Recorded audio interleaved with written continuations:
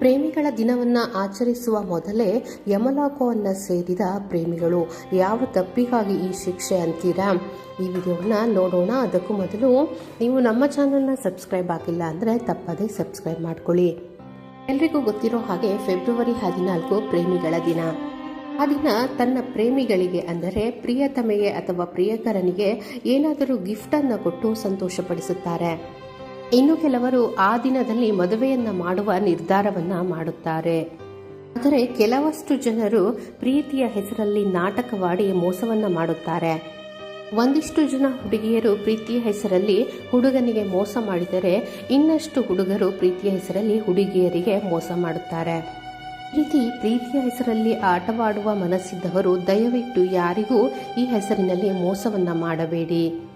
ಯಾಕೆಂದರೆ ಕೆಲವರಿಗೆ ಈ ಮೋಸವನ್ನ, ಅದು ಪ್ರೀತಿಯ ಮೋಸವನ್ನ ಸಹಿಸಿಕೊಳ್ಳಲು ಶಕ್ತಿ ಇರುವುದಿಲ್ಲ. ಈ ಇಬ್ಬರು ಜೋಡಿಗಳನ್ನ ನೀವು ಸಾಮಾಜಿಕ ಜಾಲತಾಣಗಳಲ್ಲಿ ನೋಡಿರಬಹುದು. ಇತ್ತೀಚಿನ ದಿನಗಳಲ್ಲಿ ಒಂದು ಹುಡುಗಿ ಒಂದು ಹುಡುಗನಿಗೆ ಮೋಸ ಮಾಡಿದ್ದಕ್ಕಾಗಿ ಹುಡುಗ ತುಂಬಾ ನೊಂದು ಆತ್ಮಹತ್ಯೆಗೆ ಶರಣಾಗಿದ್ದಾನೆ.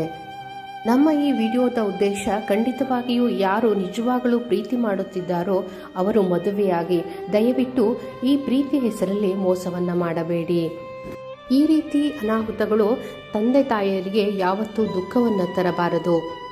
ನೀವು ಪ್ರೀತಿಯ ಹೆಸರಲ್ಲಿ ಮೋಸ ಮಾಡಿಕೊಂಡು ಆತ್ಮಹತ್ಯೆಗೆ ಶರಣಾದರೆ ಒಂದು ಬಾರಿ ನಿಮ್ಮ ತಂದೆ ತಾಯಿಯನ್ನ ಯೋಚನೆ ಮಾಡಿ ನೋಡಿ. ನಿಮ್ಮ ಪ್ರೀತಿ ಮೋಸ ಎಂದು ಗೊತ್ತಾದರೆ ಅದನ್ನು ಅಲ್ಲಿಗೆ ಬಿಟ್ಟು ಬೇರೆ ಕೆಲಸದಲ್ಲಿ ನೀವು ನಿರತರಾಗಿ. ಆಗ ಸಾವಿನ ಯೋಚನೆ ದೂರವಾಗುತ್ತದೆ. ನೀವು ಪ್ರೀತಿ ಮಾಡಿದ ಹುಡುಗ ಅಥವಾ ಹುಡುಗಿ ತಂದೆ ತಾಯಿಗಿಂತ ಹೆಚ್ಚೇನೂ ಅಲ್ಲ ಅಲ್ವಾ? ಏನೇ ಕಾರಣ ಇದ್ದರೂ ಆತ್ಮಹತ್ಯೆಗೆ ಹೋಗುವುದು ಸರಿಯಲ್ಲ. ದಯವಿಟ್ಟು ನಿಮ್ಮ ಮನೆಯವರ ಬಗ್ಗೆ ಒಂದು ಬಾರಿ ಯೋಚಿಸಿ. ಎಲ್ಲ ಪ್ರೇಮಿಗಳಿಗೂ ಇದು ನಮ್ಮ ಕಳಕಳಿಯ ಮನವಿ.